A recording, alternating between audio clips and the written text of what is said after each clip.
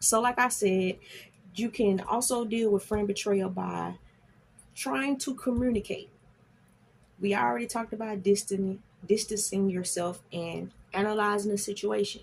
So after you've done that, if it does or does not work for you, you can try communicating, which was a big thing for me. Like I said, I will always treat people how I want to be treated, but I never forgot.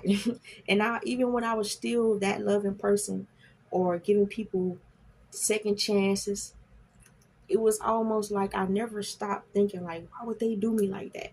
Because I'm an empath. I'm very sensitive when it comes to that type of stuff, how you treat people. I'm sensitive about my feelings.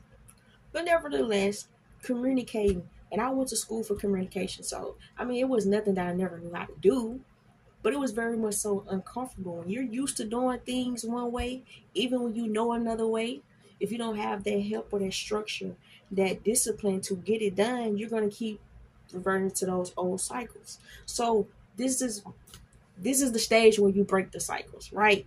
Because now you're looking at it. You're seeing that the cycles, the patterns, they do line up. So that means that, hey, if it's constant, then it's either you're intentionally doing this, or like I said, some people just, they have their own way of doing things and living life, and your norm is not always the next person's norm. So just because you go home to a peaceful house doesn't mean that everyone does. Just because you deal with chaos in a different way don't mean that that other person, the way that they're dealing with it, because I deal with chaos in a different way.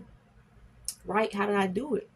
I was very much so one of the people who put my feelings on the back burner, right? So I suppressed a lot. And that goes back to what I was just saying as far as dragging the baggage along with me, but it kind of bleed out on other people because I wasn't answering that situation, or I wasn't getting questions and conversations for the people who really did hurt me or left me hurt.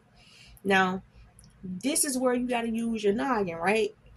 And you really got to incorporate God in every phase and every step of what I'm telling you, because everybody will be different.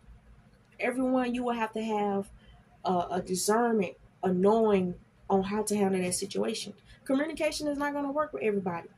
So when I said communication, it goes into basically how do we sit back and we kind of put ourselves in that person's shoes. Like I said, it can be the environment, who they grew up around, how did they handle their conflicts, right?